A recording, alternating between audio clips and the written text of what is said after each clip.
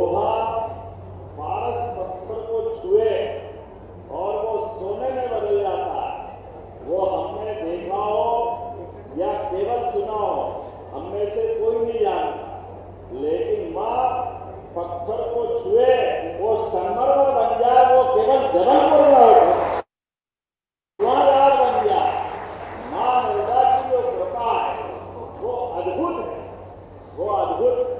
कई कई कारणों से माँ नर्मदा की अठेलिया खेलती हुई धारा, उसका आनंद, और यहाँ की बेटियां भी माँ नर्मदा की पुत्री कहा रानी दुर्गावती बन करके अपने हाथ की तलवार से दुश्मनों के टुकड़े टुकड़े करके देश का मान सम्मान बढ़ा करके जीते जी अमर होने की गाथा लिखाती है। वो अगर नगरी कोई है तो महाकौशल की वो अद्भुत नगरी, ये हमारे लिए भी सौभाग्य है।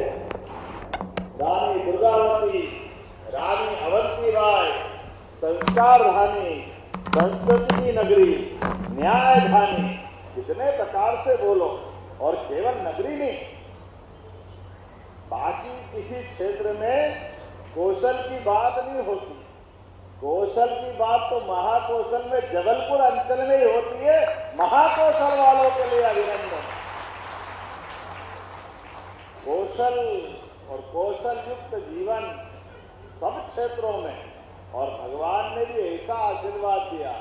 प्राकृतिक नैसर्गिक सौंदर्य का प्रतिमान अगर कोई है, मुझे गर्व है, वो सर्वाधिक आशीर्वाद महाकौशल को मिलता है। जोरदार अभिनंदन अपनी इस भगवान की विशेष कृपा वाले क्षेत्र के लिए।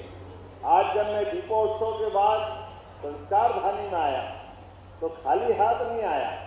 जोरदार अभिनंदन। इतना भव्य भवन और अलग अलग प्रकार के कई सारे निर्माण कार्य, लोकार्पण, भूमि पूजन। अशोक जी, आपको भी दादा का आशीर्वाद मिला। जोरदार अभिनंदन। हमारे विधानसभा के पूर्व अध्यक्ष ईश्वरदास रोहाणी जी, बेटी ने कितना अच्छा बोला। जोरदार अच्छा अभिनंदन। पूछा जो बात के लिए, जो उसके भाव है, क्या ठोक के बोल रही थी। जोरदार अभिनंदन हमारी बेटी के लिए। उसने अपनी बात रखी। स्वर्गीय ईश्वरदास रोहाणी जी के उस समय के अपनी विधानसभा के माध्यम से अपने कामों के बलबूते पर जीते जी अमर हो गए। ऐसे विधानसभा अध्यक्ष जी के लिए एक बार फिर अभिनंदन करता। और ये कहावत, बड़े मियाँ तो बड़े मियाँ, छोटे मियाँ सुभान अल्लाह। जोरदार अभिनंदन अशोक भैया के लिए। ये भी उसी से लिए चल रहा है। एक एक चीज विधिवत कैसे हो, कोई चीज छूटे कैसे, छोटे से छोटे कार्यकर्ता का भी ध्यान रखते हैं। लेकिन छोटे कार्यकर्ता को छोटे में निपटा है, उसको भी सम्मान के साथ। हमको भी माला और उनके हाथ में गजमाला। जोरदार अभिनंदन सबको समेटने के लिए। ये माननीय मोदी जी के लिए जोरदार अभिनंदन करें। श्रीमान नरेंद्र मोदी जी के लिए, जिनके आशीर्वाद के बाद ये हमारी सरकार बनने के साथ माननीय राकेश सिंह जी यहाँ है। कभी हमने सोचा था इस जबलपुर की नगरी में पूरे प्रदेश का सारा डेवलपमेंट अलग टाइप का, लेकिन इतना एलिवेटेड रोड, इतना बढ़िया, नीचे आप अपना व्यापार व्यवसाय करो, ऊपर से अपना सारा वाहन साधन ट्रांसपोर्टेशन की व्यवस्था हो जाए। ये किसी नगरी में प्रदेश में सबसे अच्छी है। हमें गर्व है वो जबलपुर में है। इतना जबरदस्त रूप से चारों तरफ से आने वाले 50 साल तक यातायात संबंधी सारी झंझटों से मुक्ति दिलाते हुए विकास के मामले में जबलपुर ने जो गति पकड़ी है, इसलिए हमारी सरकार बनने के बाद हमने हमारे इस आदिवासी अंचल में गोंडवाना रानी दुर्गावती को स्मरण करते हुए पहली कैबिनेट कही की थी। मुझे इस बात की प्रसन्नता वो जबलपुर में की गई थी। जबलपुर के माध्यम से हमने संदेश दिया हमारी प्राथमिकता क्या होगी, और एक क्षेत्र में, सभी क्षेत्रों में मुझे इस बात की और आनंद और प्रसन्नता है कि जहां शिक्षा मंत्री के रूप में जब मैं इस कैंपस में आया, नई शिक्षा नीति लागू हुई और वो बड़ा खराब दौर था, कोविड का दौर। आज वो फोटो समझ में नहीं आते कि फोटो खिंचा रहा है और ये मास्क क्यों लगाया है। कहीं दूर से देखे सर दाढ़ी लगाई है, क्या हुआ है, अलग अलग प्रकार। लेकिन वो खराब काल याद दिलाता कि उस चुनौती भरे काल में पूरे दुनिया में इतना बड़ा देश, आबादी के मान से भारत चाइना से एक तरह से अब तो चाइना से भी आगे चला गया। इतना चुनौतीपूर्ण और इतनी खराब बीमारी थी, आप में से कई लोगों को तो याद होगा, सालों बाद लोग भूल जाएंगे। लेकिन इतना विविधता वाला, इतना विशाल देश, और ये मैं बोलूंगा तो कुछ कांग्रेस के मित्रों को खराब लगेगा, जो उनके शासनकाल में लंबे समय तक नजरअंदाज की गई, वो हेल्थ सर्विस, शिक्षा के साथ शिक्षा का भी बेड़ा गर्क किया और स्वास्थ्य सेवाओं की हालत खराब थी। चारों तरफ विकास के मामले में पता नहीं किस ढंग से वो लोग सरकार चलाते हैं, लेकिन ऐसे में एक कठिन चुनौती है और कठिन चुनौती है स्वास्थ्य सेवा में, और एक ऐसी बीमारी जिसका असर अंदर तक होता है। बात करते करते आदमी मर रहे हैं, लेकिन बीमारी का इलाज पकड़ में नहीं आ रहा है। बीमारी भी ऐसी कि जिसके डर के मारे लॉकडाउन करके पूरे देश को महफूज रखने का, बचाने का काम माननीय प्रधानमंत्री ने किया। कभी कल्पना करें, पूरा जबलपुर, पूरा देश, बड़े बड़े बाजार ताले, एक दिन, 2 दिन, महीनों तक नहीं खुल रहे, सड़कें बंद, रेल बंद, वाहन साधन में केवल ट्रांसपोर्टेशन के ट्रक अपनी राहत सामग्री, आहार की आपूर्ति करने के लिए खाद्य सामग्री ला रहे हैं। लेकिन हमारे उस समय के कठिन दौर में भी हमारे सारे सैनिकों को, पुलिस के जवानों और स्वास्थ्य कर्मियों के लिए जोरदार ताली बजाए, अपनी जान की बाजी लगाकर। कई सारे हमारे पुलिस जवान, स्वास्थ्य कर्मी उस खराब बीमारी का शिकार हुए, लेकिन माननीय प्रधानमंत्री जी की प्रेरणा से हमारे देश को महफूज रखने के लिए उनने अपना बलिदान भी दिया। लेकिन देश को बचाने के लिए मोदी जी ने इस पीढ़ी पे भरोसा किया, नौजवानों पे भरोसा किया, देश के नागरिकों पे भरोसा किया। बीमारी भी पकड़ी और बीमारी का इलाज भी साल भर के अंदर दिया। हमारे देश को भी सुरक्षित रखा और देश के उस गौरवपूर्ण राष्ट्र को जियो और जीने को कई देशों के अंदर दवाई दे करके जोरदार अभिनंदन करें। हमारे गौरवशाली अतीत को भी गौरवान्वित करने का काम मोदी जी ने किया और हमने सबने अपने आंखों के सामने देखा।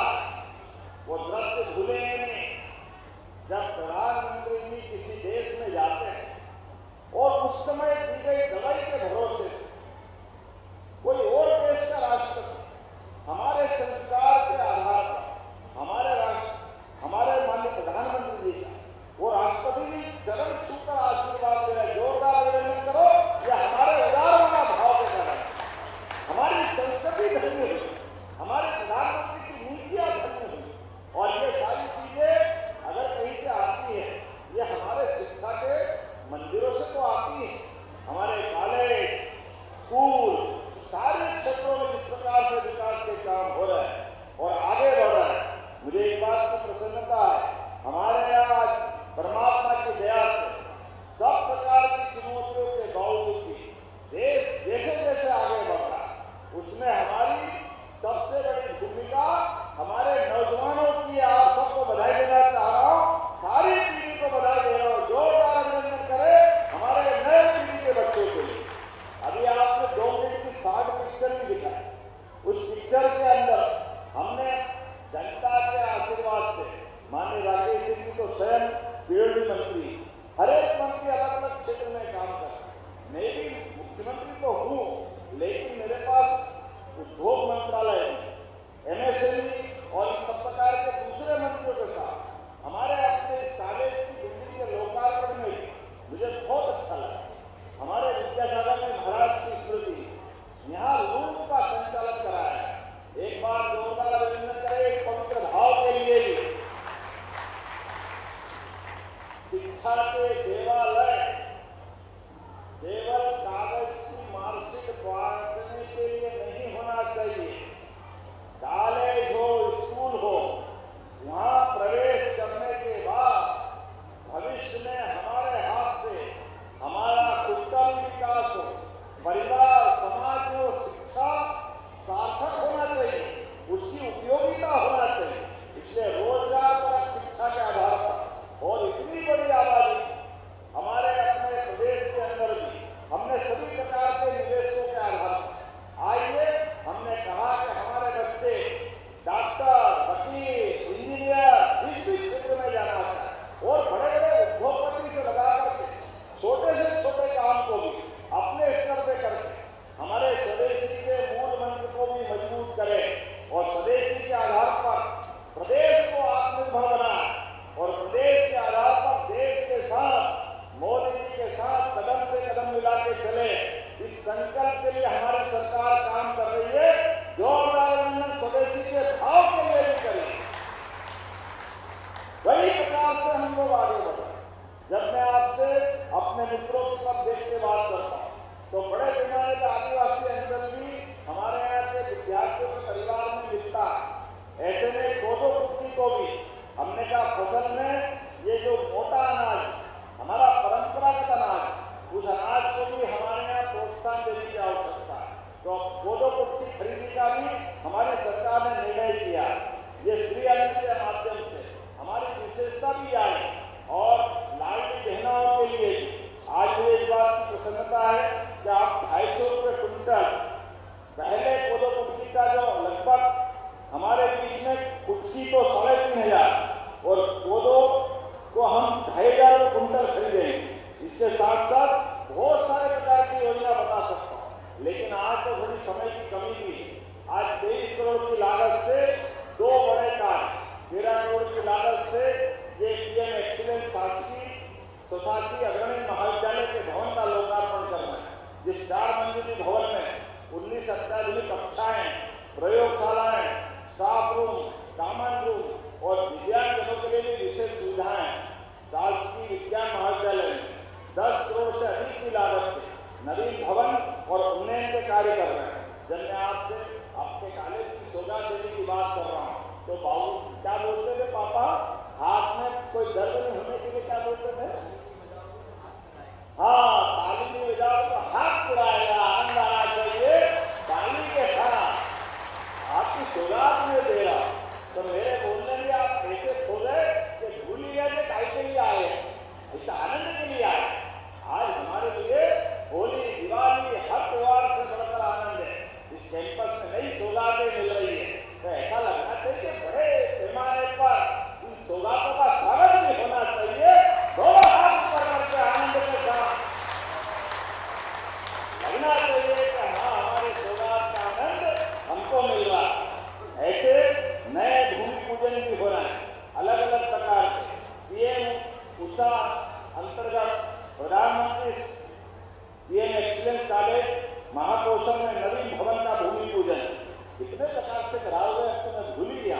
नई नई चीजें कहां से जोड़वा ली, लेकिन कोई बात नहीं, जितना जबलपुर मांगे उतना देने में आनंद आता। ये तो देने का कितने प्रकार से आप जब मैं लोकार्पण भूमि पूजन के साथ टापर्स बच्चों को बधाई देता तो ये अलग अलग प्रकार के ऐसे हमारे बच्चे जो अपनी प्रतिभा से भविष्य की लंबी उड़ान के लिए तैयार हो रहे हैं, इनके माध्यम से मैं अभी दूसरा अपने बच्चों से बात हो रही है कि आप पढ़ लिख करके आगे क्या करोगे। कोई 2-4 वर्ष से लगातार आईएएस बनने की बात है, कुछ ने आईपीएस की बात की, एक आदमी का मैं प्रोफेसर भी बनूंगा, 2-3 ने बोला मैं सेना में भी जाऊंगा। लेकिन हमने कहा राजनीति में भी आओ भाई, सब उधर ही उधर जाओगे, इधर भी तो आना चाहिए। ये लोकतंत्र कैसे बचेगा? लोकतंत्र आप सबकी मदद से बचेगा, ये बात सही है। ये थोड़ा सा मार्ग हमारा कठिन मार्ग भी, हर 5 साल में चुनाव से परीक्षा होती और मध्यावधि होगा तब भी वही है। लेकिन उसके बावजूद भी आज दुनिया के अंदर भारत का मान सम्मान बढ़ा, तो उसका सबसे बड़ा कारण इस देश का लोकतंत्र जोरदार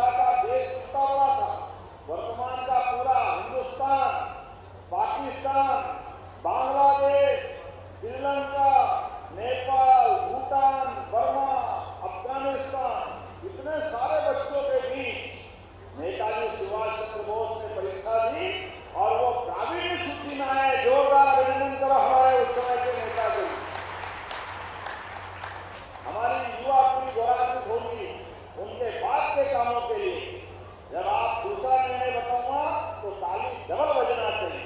जब हमारे बीच में बताऊं तो फिर इससे पहले बजा। नेताजी सुभाष चंद्र बोस ने एग्जाम में पास होकर बताया, उन्होंने कहा ये तो वो जवाब था जो अंग्रेज कहते थे कि भारतीय हमारे बराबर बुद्धिमान नहीं है, तो मैंने आपकी परीक्षा पास होकर बताई।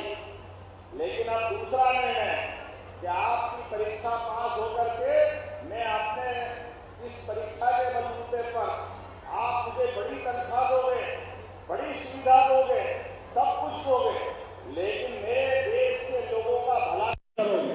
मेरा देश गुलाम है, मुझे स्वतंत्रता की अलग जगाना है। तोड़ने के लिए परीक्षा दी थी, लेकिन देश की आजादी की लड़ाई लड़ूंगा, इसलिए उन्हें अपने नाम के साथ जीवन भर लोकतंत्र की लड़ाई लड़ते हैं। नेताजी के रूप में वो पास होने वाली मार्कशीट फाड़ के फेंक दी और अपने लिए लोकतंत्र की लड़ाई लड़े। ये नेताजी सुभाष चंद्र बोस का चरित्र है। जो अभिनंदन करो उनको उत्साह के लिए, जिनके भरोसे से ये लोकतंत्र बचा। ऐसे एक भी बहुत सारे नाम में ले सकता हूँ, चंद्रशेखर आजाद से भगत सिंह तक कई लोगों ने अपनी जवानी कुर्बान की। कई सारे लोगों ने देश की आजादी के लिए, देश के गणतंत्र के लिए, और यही तो कारण है आज परमात्मा की दया से आज अपने में से देश के प्रधानमंत्री, गरीब व्यक्ति भी देश का प्रधानमंत्री हो बन सकता है। ये दुनिया के सामने उदाहरण बन के नरेंद्र मोदी जी के रूप में निकले। जोरदार अभिनंदन मोदी जी का भी करें। तो लोकतंत्र का अवसर भी देता है आपको, हमको, सबको। आप पंच बनो, सरपंच बनो, पार्षद बनो, महापौर बनो, विधायक बनो, सांसद बनो, सभी प्रकार के निर्वाचन में भाग और अपने माध्यम से जनता की सेवा भी करो। ये संस्कार ये कॉलेज के माध्यम से मिलता है। सभी प्रकार की पॉलिसियां बनाकर दुनिया के अंदर हमारी जो संस्कृति है उसकी धारा को लेके चलो। सर्वे भवन्तु सुखिनः, सर्वे सन्तु निरामया, ये बोलने की नहीं है, करके दिखाने की भाव है। इसके लिए आइए हम अपने ऐसे प्रत्येक माँ सरस्वती के मंदिरों की पूजा करें, इसका सभी प्रकार के दिव्य व्यवस्थाओं का लाभ लें और भारत की अच्छाइयों को दुनिया में बांटे। मेरी अपनी ओर से सारी सौगातों के लिए जोरदार अभिनंदन और जोरदार बधाई। बहुत बहुत धन्यवाद। भारत माता की जय।